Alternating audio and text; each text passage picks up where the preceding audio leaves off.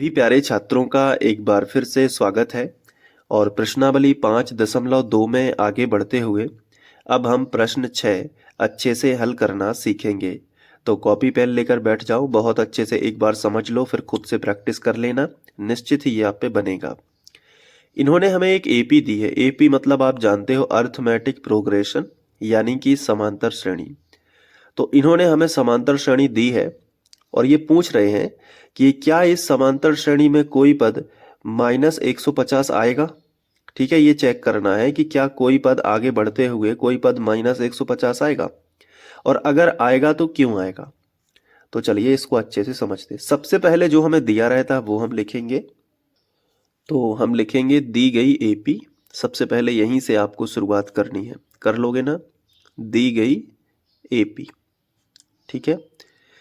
अब जो एपी हमें दी गई है वो हम लिखेंगे 11, 8, 5, 2। नीचे लिख लेते हैं 11, 8, 5, 2। इसके बाद डैश डैश डैश लगा देना है।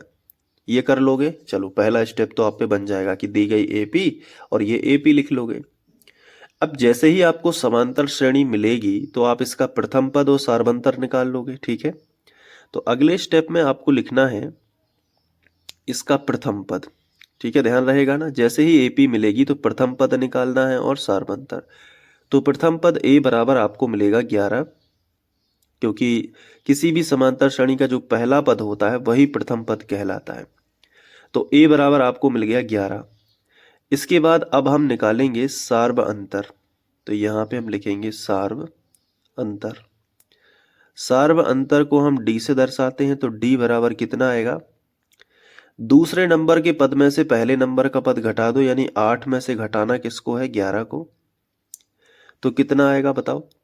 देखो 11 में से 8 जाएंगे तो 3 बचेंगे, क्योंकि 8, 9, 10, 11।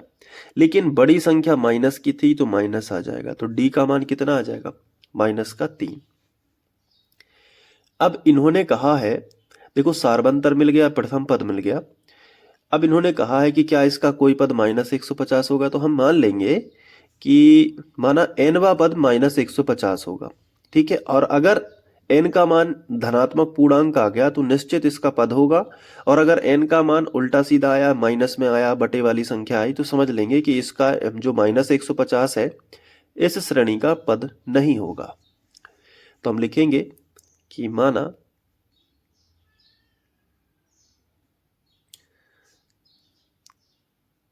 एपी का nवा पद क्या होगा, -150 है।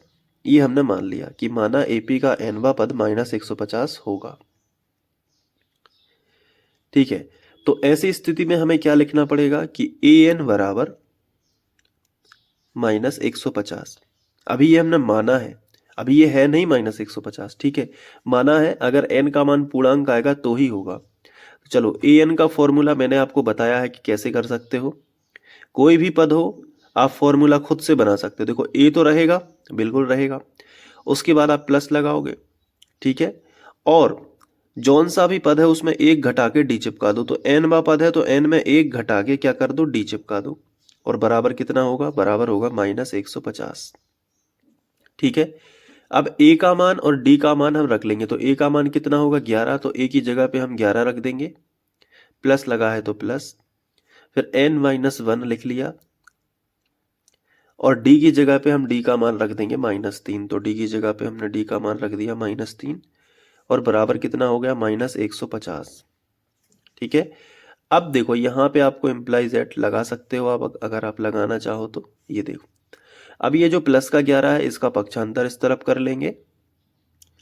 तो इस 11 को यहाँ नहीं लिखेंगे, बल्कि यहाँ से लेके यहाँ तक पूरा लिख देंगे, यानी n-1 माइनस का 3 बराबर -150, और ये प्लस का 11 इस तरफ आ गया तो माइनस का 11। इसके बाद देखो ये n-1 हमने ज्यों का त्यों रखा, और माइनस का 3 भी हमने ज्यों का त्यों, ये दोनों रखा। अब माइनस का 150 में माइनस का 11 जुड़ेगा तो दोनों माइनस का हो जाएगा, और ये होगा 161, ठीक है। क्योंकि एक में 0 जुड़ेगा तो 1, 5 में 1 जुड़ेगा तो 6, और 1 ज्यों का त्यों। तो 150 में 11 जोड़ोगे तो 161 ही आएगा। अब गुणा वाली संख्या कहाँ चली जाएगी, बटे में। तो अगले स्टेप में क्या होगा, n-1 तो ज्यों का त्यों, ये माइनस का 3 बटे में आ जाएगा, तो आएगा -161 और बटे आ जाएगा माइनस का 3। अब माइनस से माइनस हो जाएगा कैंसिल, तो अगले स्टेप में आएगा n-1 और ये 3 से काटो तो ये कटेगा नहीं, तो नहीं कटेगा तो फिर अभी इसको काटेंगे नहीं, तो 161 बटे 3 ही रख देंगे। ठीक है, तो ये वापस हो गया, माइनस से माइनस बस कट गया। अब माइनस का एक इस तरफ लेके आओ तो प्लस का हो जाएगा, तो 161 बटे 3 और प्लस का क्या हो जाएगा 1। अब 3 से इसमें गुणा कर दो तो n बराबर कितना होगा 161 और 3 एकम 3 और बटे कितना हो जाएगा 3। ठीक है, अब देखो 161, अभी इससे गुणा क्यों हो गया, क्योंकि एलसीएम से गुणा मैंने आपको सिखाया कि 3 का गुणा इसमें करेंगे तो सबके बटे 3 आ जाएगा। अब 161 में 3 जोड़ो तो कितने हो जाएंगे 164 और बटे कितना 3, ये भी नहीं कट रहा। तो n का जो मान है वो कभी भी पूर्णांक नहीं आ रहा, ये 164 बटे 3 है, ये पूर्णांक नहीं आया, तो इसको यहीं पे बंद करो, लिखो नीचे यहां n का मान धनात्मक पूर्णांक नहीं है, धनात्मक पूर्णांक नहीं है,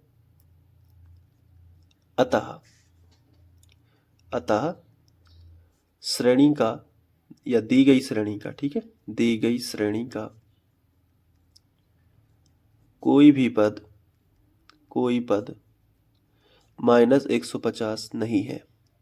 ठीक है, मतलब ये वाला जो क्वेश्चन में दिया गया था वो नहीं है, उसका रीजन हो गया। ठीक है, क्योंकि धनात्मक पूर्णांक नहीं है, तो इस तरीके से ये सॉल्व हो जाएगा। अब आप इसको अच्छे से नोट कर लो यहां से, इसके बाद ये,